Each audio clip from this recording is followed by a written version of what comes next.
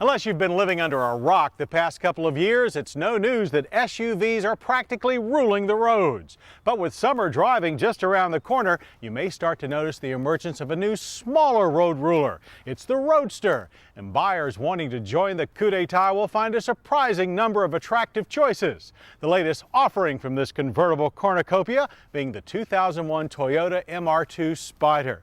Now, Toyota's two-seater has been completely rethought, and it looks like the new Spyder's timing is perfect. But is it a perfect roadster pick?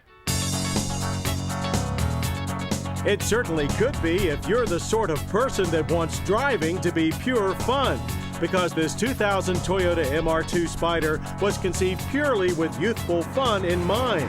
Designed from the ground up to appeal to younger buyers, the 2000 MR2 maintains the two-seat, mid-engine, rear-drive layout of its predecessors, but opts to go the ragtop route this time around.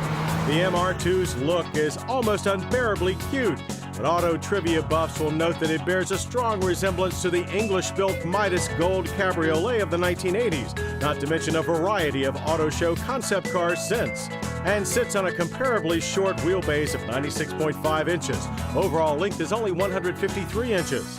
This tiny 2,200-pound package is propelled by the same 1.8-liter twin-cam 16-valve four-cylinder engine with variable valve timing found in the Celica GT.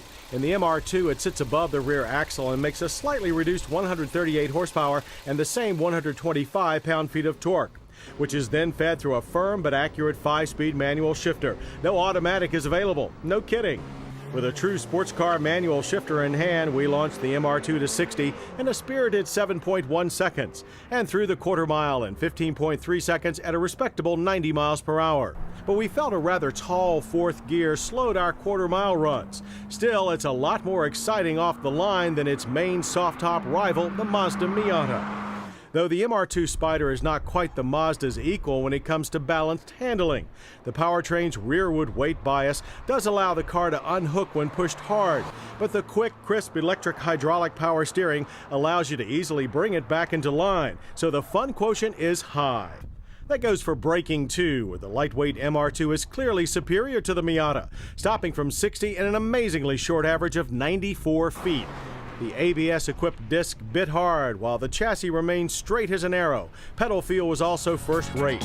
When we took to regular roads, we discovered a fair bit of body flex, but we also prefer the slightly taut ride to its softer roadster rivals. Top-up design is par for the mini roadster class, with large blind spots, but including a heated rear glass window as standard equipment. The top-down design, however, goes the competition one better. Just flip two latches on the windshield frame and the lightweight top folds quickly. But then it latches easily in place, thus eliminating the need for a hard-to-fit tonneau cover. Very clever. A small flip-up wind deflector helps reduce buffeting in the cockpit. Dropping the top opens up an interior that is surprisingly wide and well-equipped for such a small two-seater. Most interior dimensions, including hip and shoulder room, are superior to Miata and as good as some small sedans. The bucket seats are a bit on the firm side but offer adequate back support, while the large but not quite comprehensive white-face gauges make for easy high-speed reading. Heat and ventilation controls are clear and easy to reach, but the standard CD and cassette-equipped stereo is set too low for easy operation, negating its well-designed controls.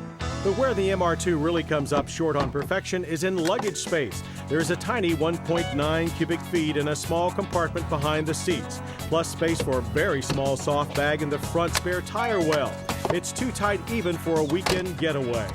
Though once behind the wheel, the lack of luggage space seems a small price to pay for so much driving fun. In real money, that fun goes for a list price of only $23,098 with no significant options. Dealer extras include an interior tonneau cover, front-end mask, and wheel locks. With only 5,000 Spyders this year, expect demand and dealer markups to be high.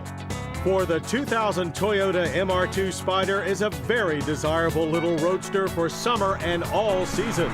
We concede that its few flaws do make it less than the perfect roadster pick, but then perfection is boring, and boring is one thing you'll never be able to call the 2000 Toyota MR2 Spyder.